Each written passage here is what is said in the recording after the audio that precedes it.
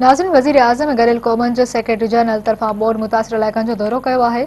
शहबाज शरीफ़ ऐं Antonio Guterres Sukkur ऐं ओस्ता मोहम्मद में बोर्ड सूरत-हाल ऐं इमदादी कमनि जो जाइज़ो वरितो आहे। सिंध ऐं बलोचिस्तान जे वॾनि वज़ीरनि ऐं अमलदारनि तरफ़ां बोर्ड सूरत-हाल बाबति ब्रीफिंग ॾिनी वई। परॾेही वज़ीर बिलावल भुट्टो ज़रदारी समेत काबीना जा मेंबर ऐं गॾियल क़ौमुनि जा अमलदार वफ़द में शामिल आहिनि। UN सेक्रेटरी जनरल चयो आहे त पाकिस्तान में बोर्ड सबबि थियल जानी ऐं माली नुक़सान ते अफ़सोस आहे। वॾनि मुल्कनि जे अमलनि ते पाकिस्तान ऐं उसिरंदड़ मुल्क भोॻे रहिया आहिनि। एंतोनियो गुतरेस चयो आहे त आलमी बिरादरीअ खे हिन ॾुखिये वक़्त में पाकिस्तान जी मदद करणु घुरिजे। मौसमियाती तब्दीलियुनि खे मुंहुं ॾियण लाइ आलमी बिरादरीअ खे पंहिंजो किरदारु अदा करणो पवंदो। जी नाज़रीन, तव्हांखे हिकु भेरो ॿीहर ब्रेकिंग न्यूज़ ॾेई रहिया आहियूं त वज़ीर आज़म ऐं गैरिल क़ौमुनि जे सेक्रेटरी जनरल तरफ़ां बोर्ड मुतासिर इलाइक़नि जो दौरो कयो वियो आहे। शहबाज शरीफ़ ऐं एंतोनियो गुतरेस सखर ऐं ओस्ता मोहम्मद में बोर्ड सूरत-हाल ऐं इमदादी कमनि जो जाइज़ो वरितो वियो।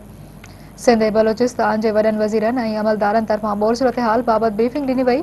परॾेही वज़ीर बिलावल भुट्टो ज़रदारी समेत काबीना जा मेंबर ऐं गॾियल क़ौमुनि जा अमलदार वफ़द में शामिल आहिनि।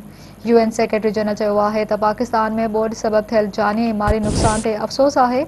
वॾनि मुल्कनि जे अमलनि ते पाकिस्तान ऐं उसिरंदड़ मुल्क भोॻे रहिया आहिनि। एंतोनियो गुतरेस चयो आहे त आलमी बिरादरीअ खे हिन ॾुखिये वक़्त में पाकिस्तान जी मदद करणु घुरिजे। मौसमियाती तब्दीलियुनि खे मुंहुं ॾियण लाइ आलमी बिरादरीअ खे पंहिंजो किरदारु अदा करणो पवंदो।